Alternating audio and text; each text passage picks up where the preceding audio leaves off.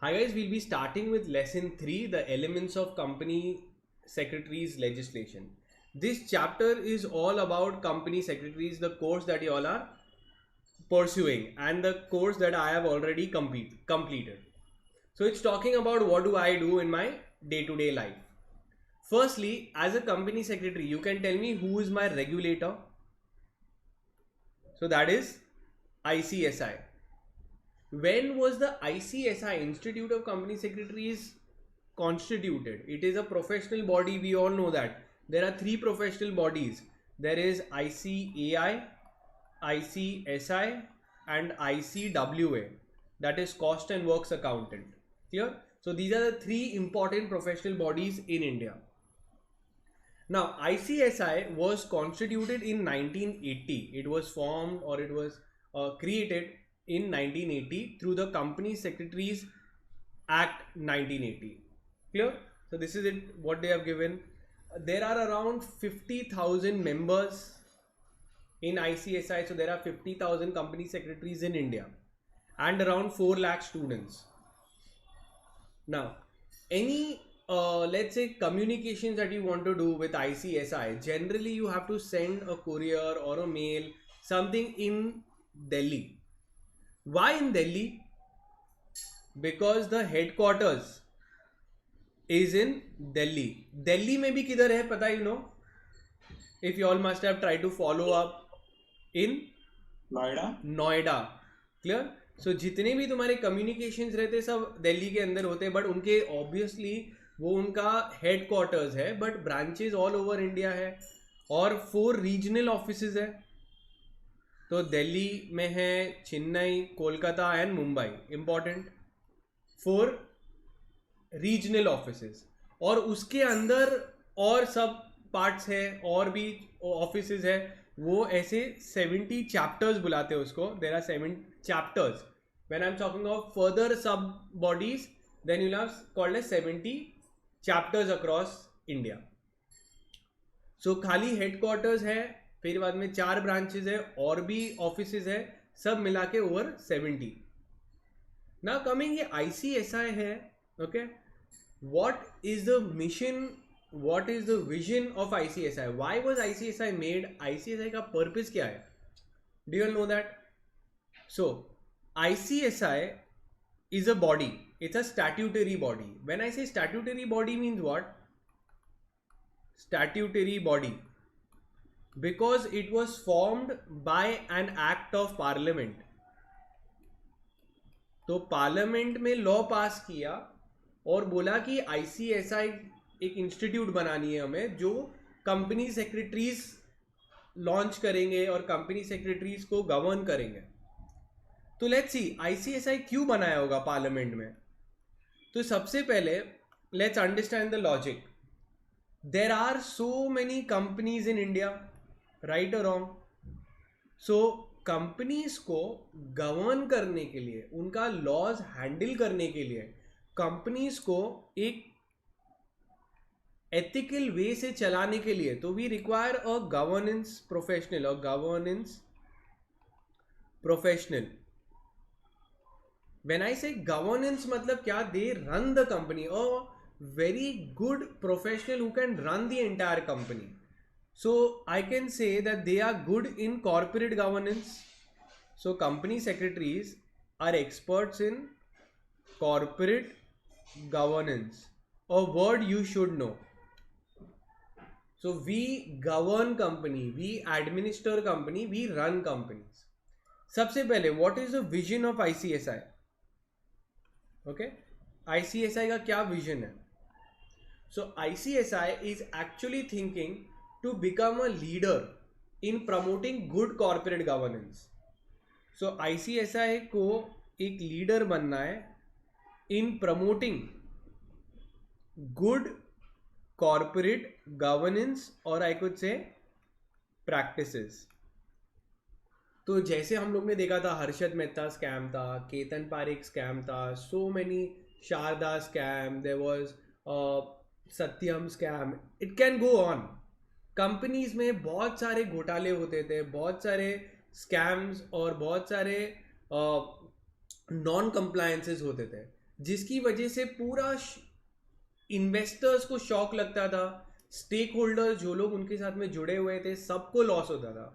So government said wait a minute, we need a professional in this company. Companies handle with crores of money, we need lakhs of crores. तुमको पता है रिलायंस ने एक बार पैसे raise किए थे, तो कितना पैसा आया था उनके पास में?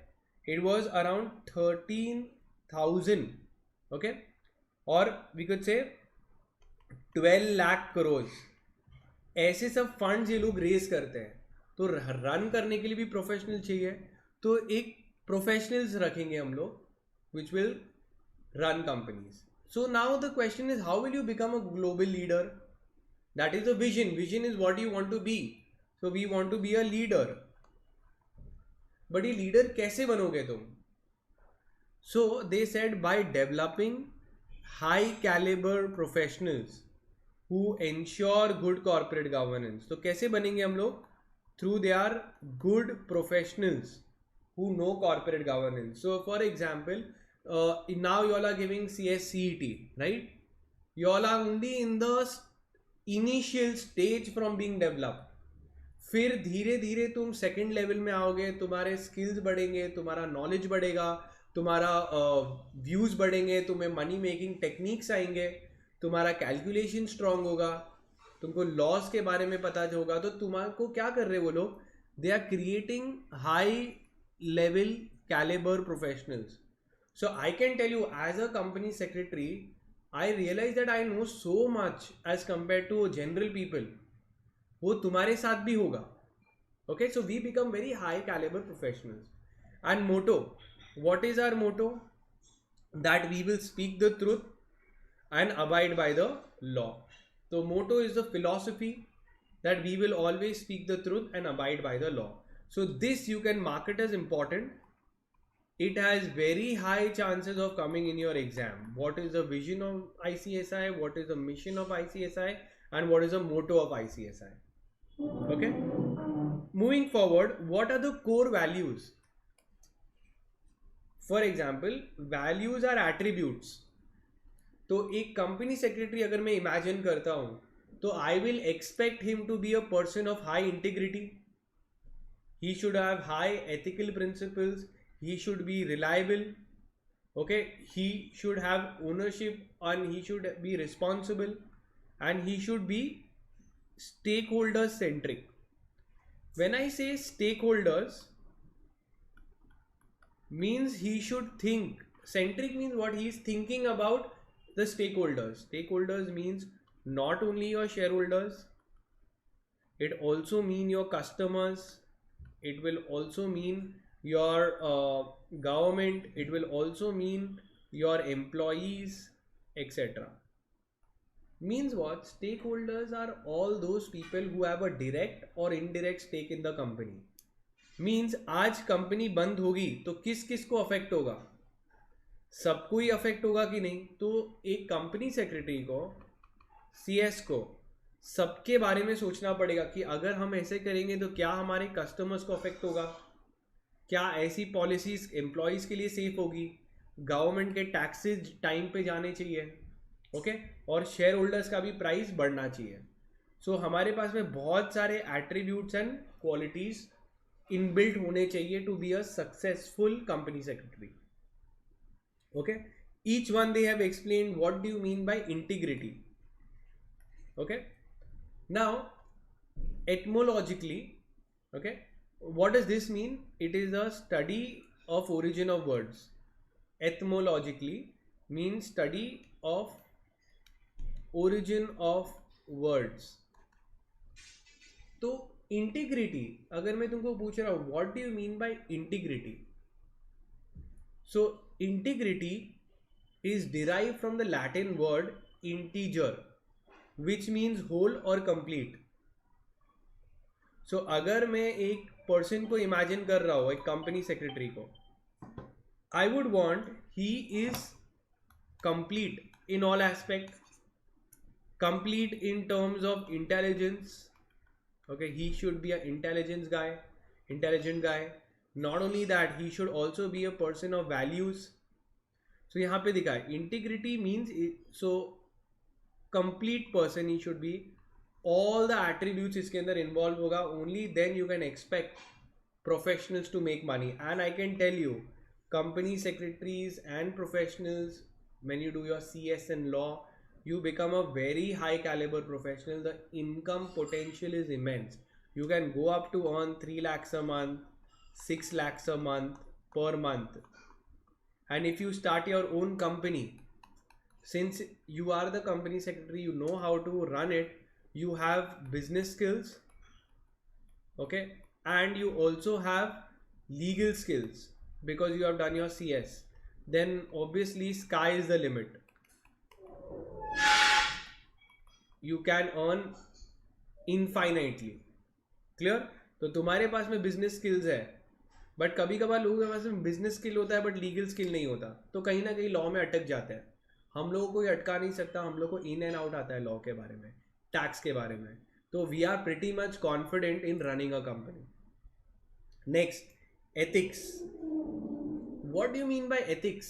So it talks about being values.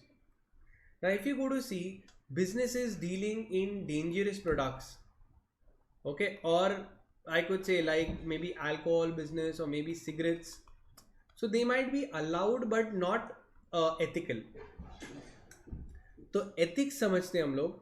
Ethics comes from the origin, from the Greek word ethos, which means character, customs.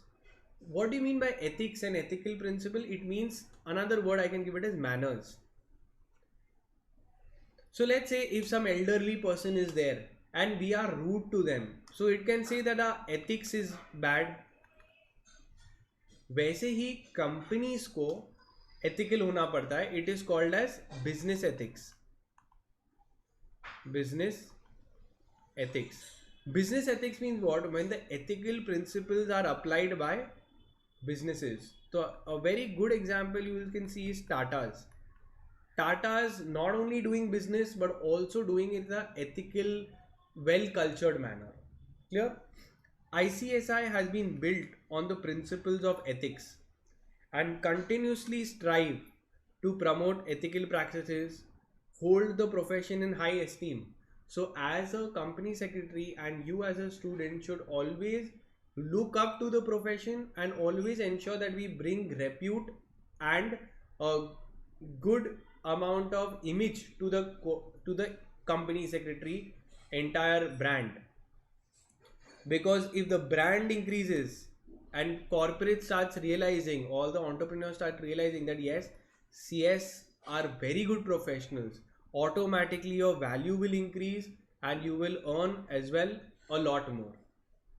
So we should be stakeholder centric. So as I told you, you should not only think of shareholders, you should think of stakeholders.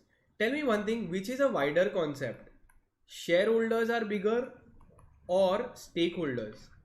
Stakeholders, sir. Stakeholders, perfect. So stakeholders include everybody, not only shareholders but also your customers and also your government. It will also include your employees.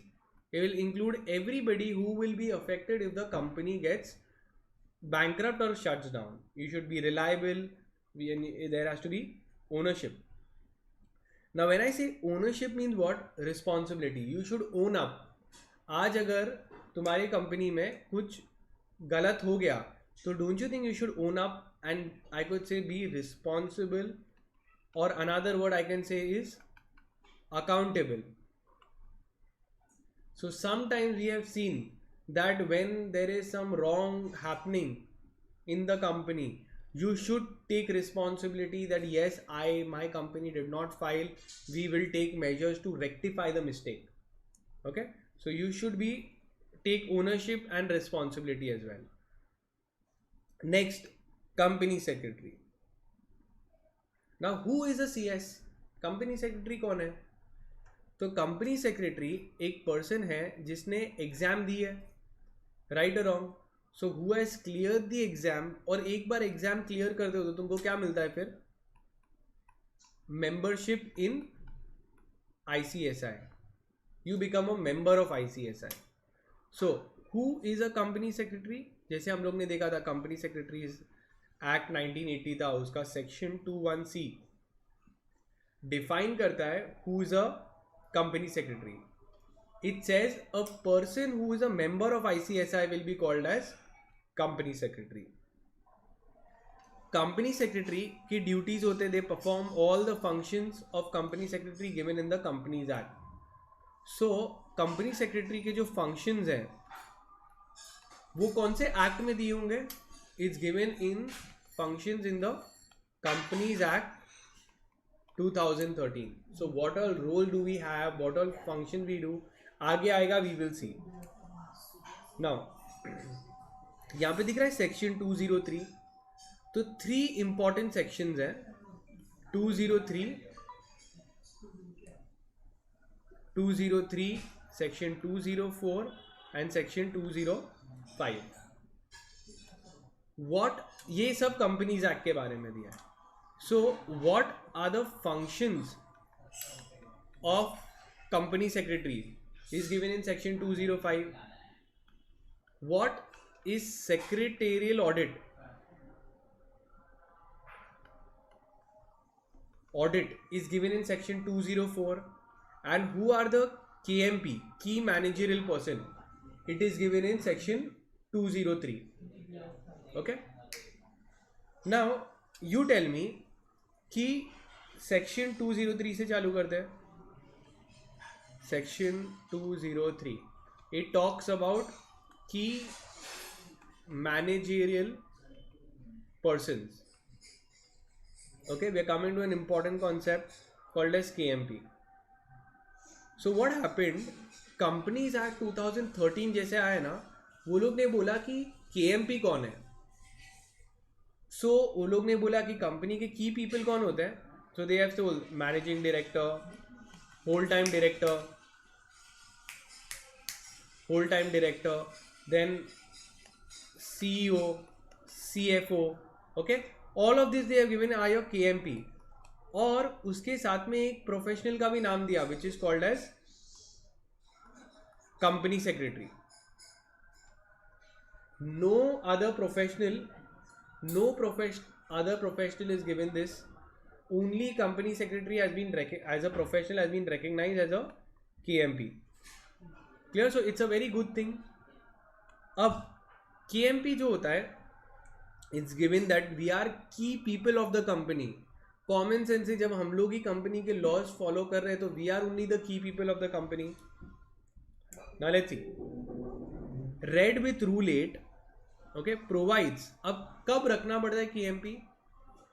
Every listed company and every other public company having a paid up capital of 10 crores or more shall have the following KMP. So क्या बोला है, KMP कब appoint करना पड़ता है? Who all have to appoint KMP? So let's see.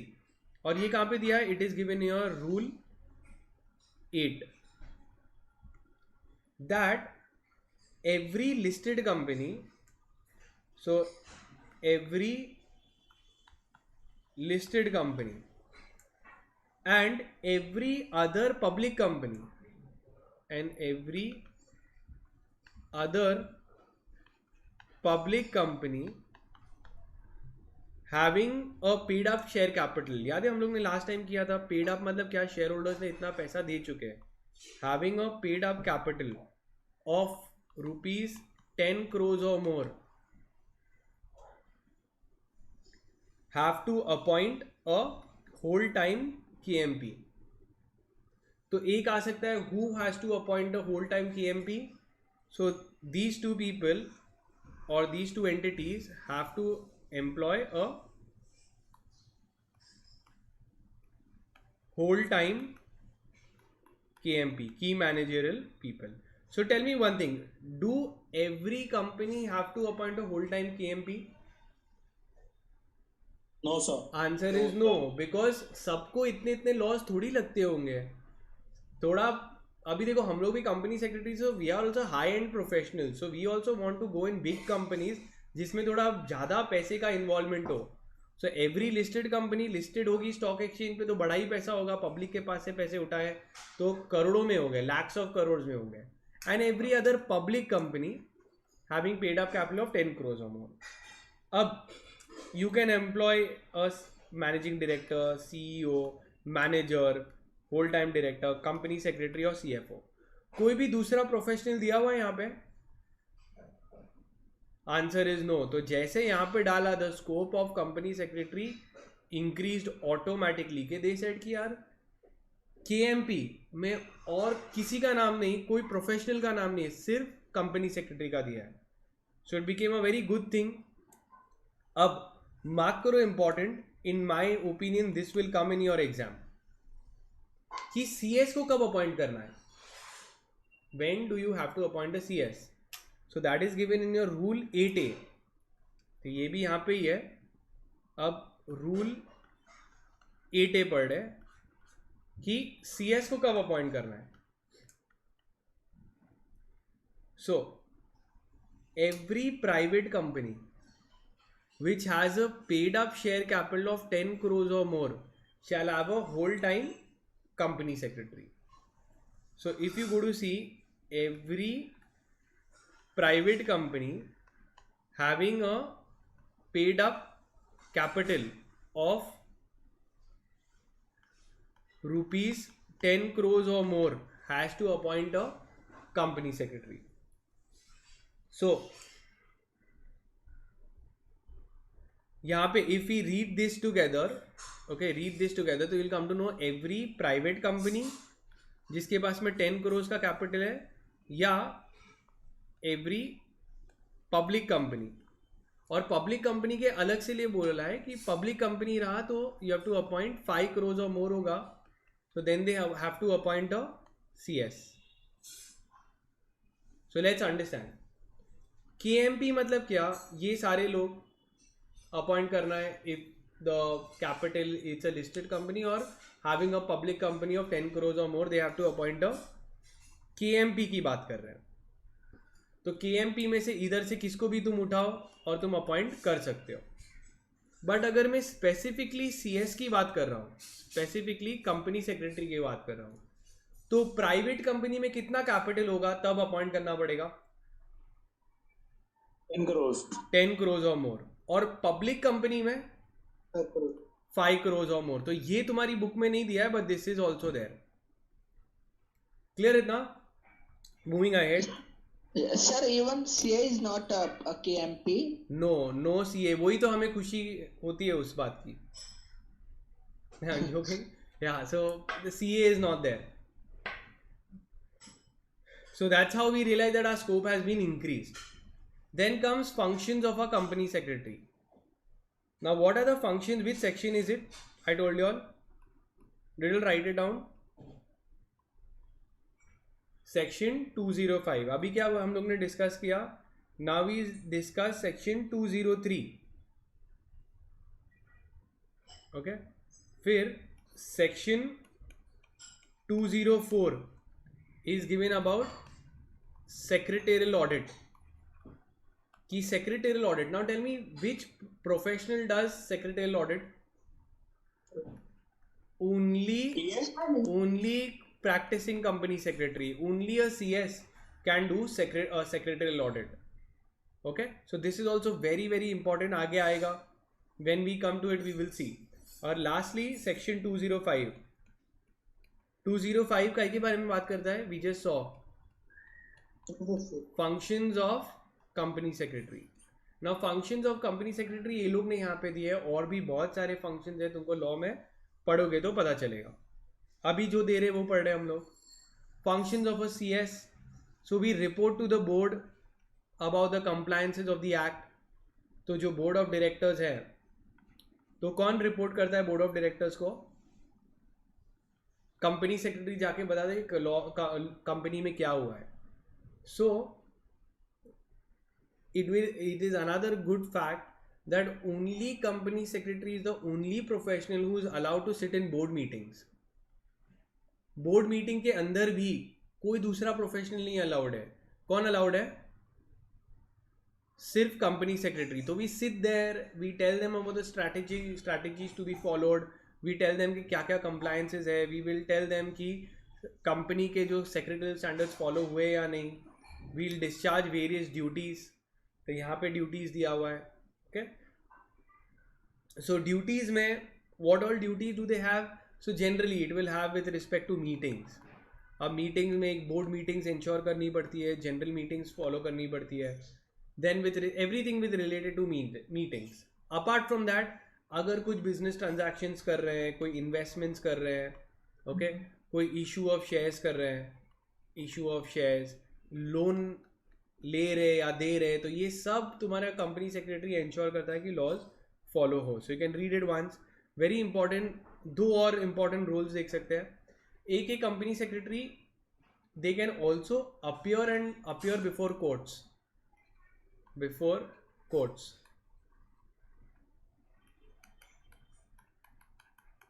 Quasi judicial bodies.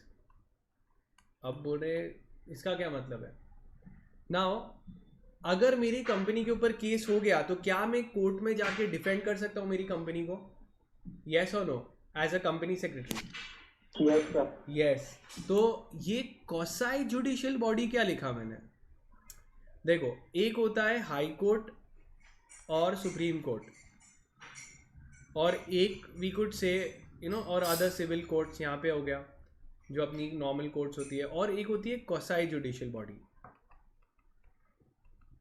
Quasi judicial मतलब क्या? They are partly courts. They have with court के powers only with respect to certain things, certain acts. तो हर matter deal नहीं कर सकते. High court सब matter ज्यादातर डील कर सकता है कि नहीं? तो यस, सुप्रीम कोर्ट के पास में भी काफी रेंज है. क्वासी जुडिशियल बॉडीज क्या होती है? वो लोग सिर्फ स्पेसिफिक एक दो मैटर्स रिलेटेड ही डील कर सकते हैं. सो कौन सी इसकी एग्जाम्पल्स है? कंपनी सेक्रेटरी कौन सी कोर्ट्स में जाते हैं? Any idea? NCLT. Very good. So that is your quasi judicial body. Quasi judicial body क्या होता है कि यहाँ पे सब मैटर्स नहीं डील होते हैं, सिर्फ कंपनी मैटर्स ही डील होते हैं. सो quasi means partly court.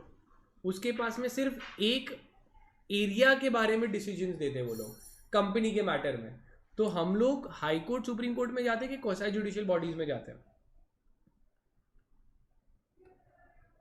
Where do company secretaries go? In High Court, Supreme Court, quasi judicial bodies, or both? Answer is only in quasi judicial bodies. So we can go to NCLT. और कौन सी दूसरी quasi judicial body है? वहाँ पे सिर्फ वही matters deal होंगे. So NCLT से तुम खुश नहीं हो तो NCLAT के पास में जा सकते हो. फिर दूसरे और भी कोर्ट्स हैं, may be consumer courts, you must have heard, सिर्फ कंज्यूमर रिलेटेड मैटर्स ही जाएंगे. फिर इनकम टैक्स की कोर्ट्स होती है, इनकम टैक्स ट्राइब्यूनल्स होते हैं, ITAT, income tax appellate tribunal. तो ये सिर्फ कोर्ट है, एक ही पर्टिकुलर मैटर के बारे में डील करती है. सो company secretaries can go in quasi judicial bodies. जो कंप्लीट जुडिशियल है, high court and supreme court में कंपनी सेक्रेटरीज नहीं जा सकते. यहाँ पे अगर कंपनी सेक्रेटरी नहीं जा सकते तो कौन जाएगा वहां पे? सिर्फ एडवोकेट्स जिसने LLB किया हुआ है. क्लियर है ना? सो यहाँ पे इन high court and supreme court only. Now seeing company secretary in practice. Okay, when I से इन प्रैक्टिस मतलब क्या? जब तुम लेट से तुम लोग अभी फर्स्ट लेवल में हो, एक बार तुम सब लेवल्स क्लियर कर लोगे, सोचो तुम अभी CS बन गए हो, तो लाइफ में तुम्हारे पास में एक बार CS बन के दो ऑप्शंस होंगे. या तो तुम एक कंपनी में काम करो लाइक रिलायंस, टाटाज, और उनका कंप्लायंस ऑफिसर बन जाओ, या फिर खुद का बिजनेस चालू करो. खुद का बिजनेस ऑफ CS मतलब क्या? You will start a PCS firm. समझ रहे हो कैसे CA फर्म्स होती है? Have you heard of CA firms? Yes. तो वैसे ही CS फर्म्स भी होती है. तो कैसे चार्टर्ड अकाउंटेंट्स भी या तो कंपनी में काम कर सकते हैं या कोई फर्म में काम कर सकते हैं. तो कंपनी सेक्रेटरीज भी या तो होल टाइम एम्प्लॉयमेंट में हो सकते हैं, होल टाइम एम्प्लॉयमेंट, सो इन टाटा सोचो तुम गए तो तुम टाटास के कंपनी सेक्रेटरी हो गए, तो क्या तुम दूसरे मैटर्स उठा सकते हो, दूसरी कंपनीज के मैटर्स उठा सकते हो? आंसर इज नो, क्योंकि तुम एक होल टाइम कंपनी सेक्रेटरी हो, तुम अक्खा टाइम एक ही कंपनी के अंदर रहोगे. You will devote your entire time to one company. But अगर मैं पीसीएस फर्म हूँ, एक फर्म हूँ, तो don't you think I give advisory service to anyone who comes? I can give to Tatas, I can give to Reliance, I can give to whoever I want. So obviously this is like a business. You can you can have less amount of money, okay, or because sales na ho, there would be uncertainty, but you can grow exponentially also. जैसे business में रहता है, established business का कोई limit नहीं होता. वैसे ही company secretary in practice. So what would you choose? Would you want to go, कभी कभार क्या रहता है लोगों को ऐसे अच्छी बड़ी कंपनी में जाने का, तुम्हारा सब इंश्योरेंस, सब केयर, सब कुछ करते हैं वो लोग, और तुमको अच्छा खासा कैबिन रहेगा, सी फेसिंग, वहाँ पे बैठना है और लाइफ एंजॉय करनी है वो. या फिर पीसीएस, अगर तुमको थोड़ा पीसीएस में क्या होगा, तुम फर्म खोलोगे और फर्म में सारे कंपनीज को एडवाइजरी दोगे, फॉरेन कंपनीज को एडवाइस दोगे, तो हो सकता है यहाँ पे तुम ज़्यादा कमाओ. तो ऑब्वियसली ये तुम्हारे पास में करियर चॉइस है, वो लेटर ऑन तुम डिसाइड कर सकते हो. जो यहाँ पे गए तो it will be called as company secretary in practice. Means you are planning to go in a firm और work in a firm. Clear? So it will be deemed to be in practice, okay, when you take membership and engage yourself in the profession of company secretary. Offer to do various services of promotion, incorporation of companies, amalgamation, reconstruction, winding up. मतलब ये जो firm, क्या काम होता होगा firm के अंदर. तो सोचो मेरी फर्म है, तो तुम लोग मेरे पास आ सकते हो और तुम लोग हमको बोल सकते हो कि हमको एक नई कंपनी बनाना है, आप प्लीज़ इनकॉर्पोरेट करके दो. तो मैं बोल रहा हूँ ठीक है, मैं आपको इनकॉर्पोरेट करके दूंगा. फिर तो कोई दूसरा आके बोल सकता है हमें ये लाइसेंस चाहिए, आप ये लाइसेंस का एप्लीकेशन दे दो, तो वो भी कर सकते हैं. अगर कोई आके बोलेगा हमको जीएसटी रजिस्ट्रेशन करना है, तो हम लोग कहेंगे वो भी कर देंगे. तो हम लोग ये सारी सर्विसेज दे सकते हैं फर्म के अंदर. शेयर ट्रांसफ़र एजेंट्स, हम लोग हेल्प करेंगे शेयर ट्रांसफर्स करने में, okay. We can give various opinions etcetera. So जैसे वो लोग ने बोला, company secretary have been authorised by the government including RBI, SEBI, okay, NCLAT, RERA, to act as authorized representatives. Means we can represent in those tribunals and give certification. देखो मतलब क्या, I can appear in certain quasi judicial bodies. तो वो लोग बोल रहे कि इन लोग ने रिकग्नाइज किया, तो मैं रेरा में भी जा सकता हूँ. रेरा क्या होता है? Real estate regulatory authority. तो जो बिल्डर्स के केस होते हैं ना, बिल्डर्स के, रियल एस्टेट के, तो वो सब रेरा में जाते हैं. एक अलग से कोर्ट बनाई है कॉल्ड एज रेरा. तो ये सारे तुम्हारे काम होंगे. फिर देख रहे corporate governance and secretarial services. So what all services can be give. तो यहाँ पे तुम्हारा स्कोप ऑफ वर्क दिया है. Scope of work, what all work will you do. तो I will be engaged in giving corporate governance services, company को कैसे चलाना है उसकी services. Corporate secretarial services. Secretarial services means what? Incorporation of company, filing of returns, maintaining your registers, books, preparing of minutes, ensuring that proper meetings are held, ensuring कि किसको transfer करना है shares, तो ट्रांसमिशन करा सकते हैं. Now very very very important, ये भी एग्जाम में आने का बहुत ही गुड चांस है. Which section is this? I told you all to remember. Section 204. Okay, तो यहाँ पे देखेंगे हम लोग, जैसे बोल रहे थे, सेक्शन 204. सिर्फ कंपनी सेक्रेटरी ही सेक्रेटरियल ऑडिट कर सकते हैं. Secretarial audit means checking of the laws. So here we do a audit, means a checking. So we do checking of laws applicable to the company. तो company, ये company ने सारे laws follow किए हैं कि नहीं. तो हम लोग उसका ऑडिट करते हैं. So section 204. ना do you think every company में सेक्रेटरियल ऑडिट मैंडेटरी किया है? Answer is no. सब कंपनीज में नहीं बोला है क्योंकि वो कंपनी अफोर्ड नहीं कर पाएगी ऑडिट करने के लिए. बड़ी बड़ी कंपनीज में बोला कि एक प्रोफेशनल आएगा, चेक करेगा आपने लॉ फॉलो किया है कि नहीं, और हमको रिपोर्ट बना के देगा. तो किस किस को करना पड़ेगा? Every listed company, every public company having a paid up capital. यहाँ पे देखते हैं तो एप्लीकेबल किसके ऊपर है? So they are saying every listed company. Second, every public company have, तो एक वर्ड याद रखना 50 to 50. Public company having a paid up capital of 50 crores and turnover of 250 crores. तो ये क्या है? Paid up capital. और यहाँ पे क्या है? Turnover. देखते हैं.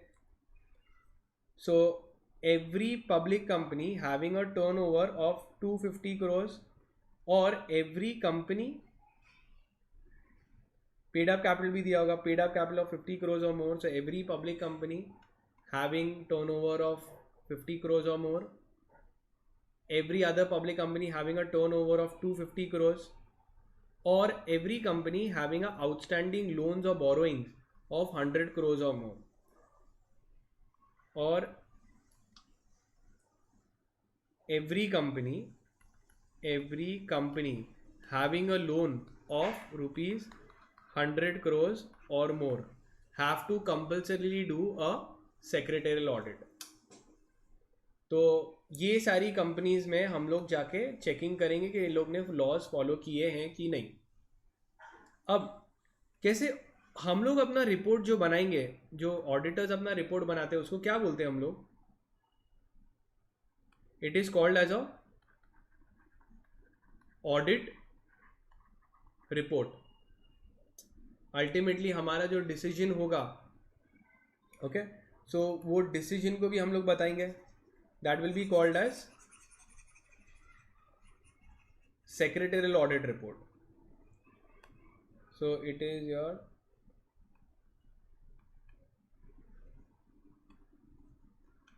Secretarial audit report. इसका भी फॉर्मेट दे दिया है लॉ ने. It will be in MR3. MR3 क्या है? फॉर्मेट है. MR3 डाउनलोड करने का, उसके अंदर फॉर्मेट दिया है. उस फॉर्मेट में अपना ओपिनियन देने का कि कंपनी ने लॉ फॉलो किए हैं कि नहीं, और अगर नहीं किए तो कौन से नहीं किए. समझ में आया ये? तो this is also very important. It directly affect us. हम लोग को जानना पड़ेगा कि CSC कर सकते हैं ऑडिट. ये सारी कंपनीज को ऑडिट करवाना पड़ेगा. हमारा रिपोर्ट भी जाएगा secretarial audit report. It will go in a specific format given under MR3. अब हम लोग ने जो ओपिनियन दिया, तुमको लग रहा है वो सीरियसली कंपनी को लेना चाहिए कि नहीं?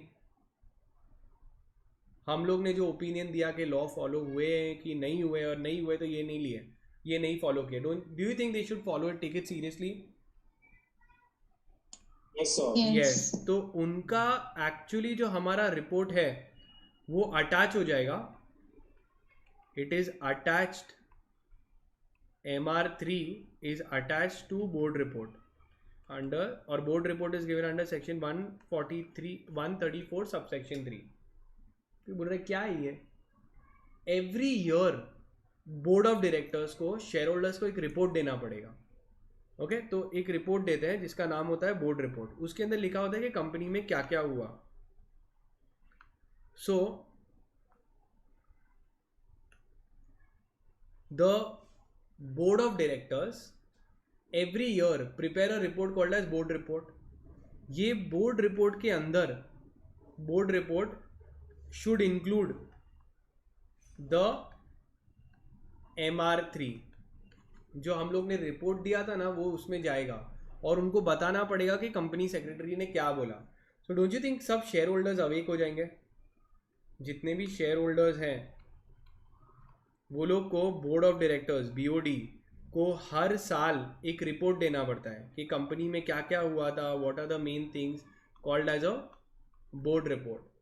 अब ये बोर्ड रिपोर्ट में सब चीज़ें देते हैं. साल में क्या हुआ, फाइनेंशियल परफॉर्मेंस क्या था, कहाँ गड़बड़ हो गई, क्या वो लोग ने एक्टिविटीज़ किए, क्या न्यू प्रोजेक्ट्स थे, उसके अंदर they will also have to attach the secretarial audit report. So tell me one thing, do all listed companies have to do a secretarial audit? Take a limit. Every listed company has to do secretarial audit, yes or no? Yes. Yes. तो तुम ही समझो कि हर एक company जो बड़ी company है वो हर साल शेयर होल्डर्स को रिपोर्ट भेजते हैं, एनुअल रिपोर्ट, पता है घर पे आता होगा अगर इन्वेस्ट किया है किसने, तो घर पे एक एनुअल रिपोर्ट आएगा, उसके अंदर एक सेक्शन होता है कॉल्ड एज बोर्ड रिपोर्ट, जिसमें बोर्ड बताते हैं कि वो लोग ने क्या किया, उसके अंदर उनको लिखना पड़ेगा कि सेक्रेटरियल ऑडिटर ने क्या बोला कंपनी के बारे में, कि फॉलो हुआ है कि नहीं हुआ है. So very important part, you can read it up. So this board of directors in their report given under section 134 subsection 3 shall explain in full, उनको एक्सप्लेन करना पड़ेगा क्या क्या क्वालिफिकेशन मतलब ऑब्जर्वेशंस, इश्यूज और रिमार्क्स, सबका मीनिंग सेम है, made by the company secretary in his report. समझ में आया ये? So this is important. Next हम लोग एडवाइजरी फंक्शन करते हैं. एडवाइजरी मतलब क्या, अभी ये सब ऊपर से रीड कर सकते हो, जस्ट रीड. जितने भी लॉज हैं, ये जो भी लॉज हैं ना जो अभी आएंगे, वो सब तुमको नेक्स्ट लेवल में आएगा. तो जब हम लोग एडवाइस करेंगे ये सारे लॉज के ऊपर, तो कॉमन सेंस से हम लोग को इसके बारे में इन एंड आउट आया होगा. So we advise the companies on various legal matters, और ये सारे लॉज एप्लीकेबल है. सेबी, तुम्हारा इंसॉल्वेंसी, कभी इंसॉल्वेंसी हो गया तो कैसे रन होगा, फेमा, कंज्यूमर प्रोटेक्शन, ये सारे लॉज के बारे में हम लोग एडवाइस देते हैं. ये तुमको नेक्स्ट लेवल में आ जाएगा. Even arbitration and conciliation services, domestic and international commercial disputes. So let's understand क्या है. अगर डिस्प्यूट, ये मैं बता रहा हूँ आर्बिट्रेशन क्या होता है. You heard of normally disputes होते हैं. अगर दो कंपनीज में झगड़ा हो गया तो कहाँ जाएंगे वो लोग नॉर्मली? कोर्ट्स या एनसीएलटी के पास में जाएंगे. बट डू यू थिंक कि ये मैटर्स बहुत फटाफट जजमेंट आएगा कि बहुत साल चल जाएगा इन डिस्प्यूट्स?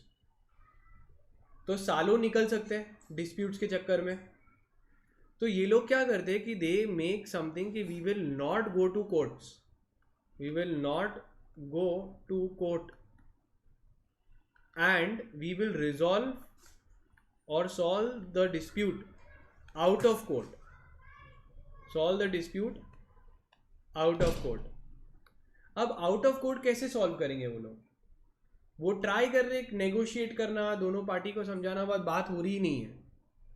तो क्या होता है ना आउट ऑफ कोर्ट, ये बहुत ही इंटरेस्टिंग है, नेक्स्ट लेवल में आएगा ये, कि कंपनीज है ना हायर करते किसको, दे हायर आर्बिट्रेटर्स. आर्बिट्रेटर्स होते क्या है, ये एक थर्ड पार्टी को अपॉइंट करते हैं, किसी को भी अपॉइंट कर सकते हैं ये लोग. सोचो एक रिटायर्ड जज है, उसको सब चीज का नॉलेज होगा कि नहीं? उसको सब चीज का नॉलेज होगा, बट इसके पास में काम है क्या? Answer is no, he is retired. So we can appoint them as arbitrator, और उसको बोलेंगे भाई हमारा जो केस है company A versus company B का, तू जजमेंट दे दे क्या है, और तेरा जो भी डिसीजन है वो क्या हो जाएगा, बाइंडिंग और फाइनल हो जाएगा. तो इसका फायदा क्या है? सबसे पहले खर्चा कम होगा, cost will be less, time immediately judgement आ जाएगा, और वो लोग सिलेक्ट, दोनों पार्टी मिलके सिलेक्ट करेंगे कि कौन है वो आर्बिट्रेटर. तो वो लोग एक एक्सपर्ट को ही अपॉइंट करेंगे उस फील्ड के, और जो भी वो जजमेंट देंगे वो सब हम लोग ऐसा सोचेंगे कि वो जजमेंट फाइनल है.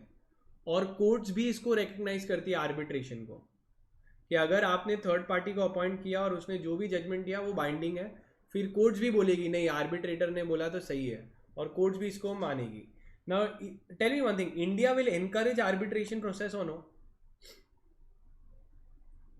आंसर इज यस, क्योंकि क्या होता है courts are already overburdened, courts के पास में टाइम ही नहीं है.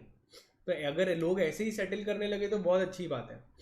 अभी तुम देखोगे, याद है एक ऐसा एग्जाम्पल दे रहा हूँ मैं, इंडिया वर्सेस चाइना का भी मैटर था, तो बीच में किसी को अपॉइंट करते हैं आर्बिट्रेटर को, खाली एग्जाम्पल दे रहा हूँ, किसी को अपॉइंट कर सकते हैं, फॉर एग्जाम्पल डोनाल्ड ट्रंप, और उसको बोलेंगे जो भी जजमेंट तू देता है हम मान लेंगे उसको, तो ये क्या हो गया, arbitration. But obviously arbitration doesn't happen in countries, is different. तो एक हो सकती है इंटरनेशनल कंपनीज हो सकती है, तो वो सब डोमेस्टिक आर्बिट्रेशन भी होता है जिधर दो इंडियन कंपनीज होती है जो अपना सेटल कर रहे हैं डिस्प्यूट थ्रू आर्बिट्रेटर, या इंटरनेशनल आर्बिट्रेशन होता है where one of the party is American और one of the party is a non Indian foreigner. So it could happen a dispute between Reliance के बीच में डिस्प्यूट हो गया वर्सेस फेसबुक. तो वो लोग क्या कर सकते हैं, instead of going to NCLT and going to the court, they can appoint whom,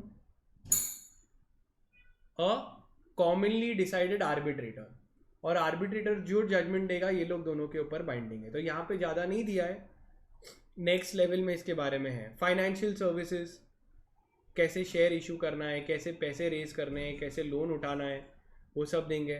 take over code के बारे में हम लोग एडवाइस देते हैं. टेक ओवर कोड मतलब क्या, we have seen we have a takeover between Tatas took over Jaguar and Land Rover, right? फिर बाद में ICICI Bank I guess has taken over Bank of Mathura, okay? फिर बाद में Bank of Baroda have taken over Memon Cooperative Bank, Memon Cooperative Bank. तो ये सब क्या है, टेक ओवर है कि नहीं. दूसरा एग्जाम्पल चाहिए, और टेक ओवर के तो बहुत सारे हैं आजकल, तो होते ही रहते हैं टेक ओवर्स. तुमने अभी देखा कि फ्लिपकार्ट को किसने टेक ओवर किया है, किसने टेक ओवर किया है फ्लिपकार्ट को, Walmart. Walmart. So Flipkart was taken over by Walmart. So this was the acquirer and this was the target company. So जब भी ऐसा टेक ओवर भी होता है, this can be called as a it was a take over. तो take over भी कैसे करना है, क्या लॉज होते हैं इसके, कैसे करना है, वो पूरा A to Z advice company secretaries can give. Even on insider trading. Insider trading क्या होता है, insiders of the company, insiders like you could say directors etc, they only trade. So don't you think they already know what the company में होगा, होने वाला है, तो automatically वो लोग बाय सेल कर देंगे शेयर्स. अगर उनको पता है कि उनकी कंपनी को बहुत बड़ा कॉन्ट्रैक्ट मिलने वाला है तो फटाफट बाय कर लेने का. अगर उनको पता है कि उनकी कंपनी का लॉस रिपोर्ट होने वाला है पब्लिक में, तो ऑटोमेटिकली सेल कर देंगे. So do you think the insiders should be allowed to sell like this? Answer is no. It is a crime. It is not allowed. अब क्यों अलाउड नहीं है, तो मैं बोलूँगा मैं एनालिसिस ही क्यों करूँ. मैं बैठ के बैलेंस शीट स्टडी कर रहा हूँ, प्रिडिक्ट कर रहा हूँ कि शेयर प्राइस क्या होगा XYZ, और कमाएगा कौन, insider. So what is the use of analysis. So will there be a level playing field in the market. Level playing field मतलब क्या, सबके लिए इक्वल अपॉर्चुनिटीज होगी. Answer is no. कौन कमा लेगा, director. So insider trading is prohibited in India. Insiders cannot trade on basis of inside knowledge because they are already in a higher position, they already know what is happening, तो उनको नहीं allowed है trade करने को. तो इसके related laws भी क्या है, तो वो इनसाइडर ट्रेडिंग लॉज में है. Then various other services are there, taxation, management services, and then the chapter gets over. So again, if we see the sample questions, told you the most important, what is the vision of the company. So they want to be a global leader in promoting good corporate governance. Second, what is the mission of ICSI, कैसे बनेंगे वो लोग global leader, by developing high caliber professionals. The ICSI was constituted in which year, 1980. Which of the following functions of ICSI are the functions of ICSI? तो ICSI exam hold करता है, training provide करता है students को, elections conduct करता है, उसके अंदर अलग अलग डायरेक्टर्स होते हैं इन ICSI. प्रेसिडेंट कौन होगा, वाइस प्रेसिडेंट कौन होगा, रीजनल डायरेक्टर कौन होगा, तो उसके भी इलेक्शंस होते हैं. तो ICSI does all of them. Then a company secretary can appear before as a authorized representative, so they can represent their clients in RERA, in Competition Commission of India, in NCLT, but they can't appear before High Court and Supreme Court. यहाँ पे नहीं जा सकते. यहाँ पे सिर्फ जिन लोग ने LLB किया हुआ है और आई कोड से जो एडवोकेट्स है या जो लॉयर्स है, सब सेम मीनिंग सेम है सबका. Clear? So we are done with the chapter.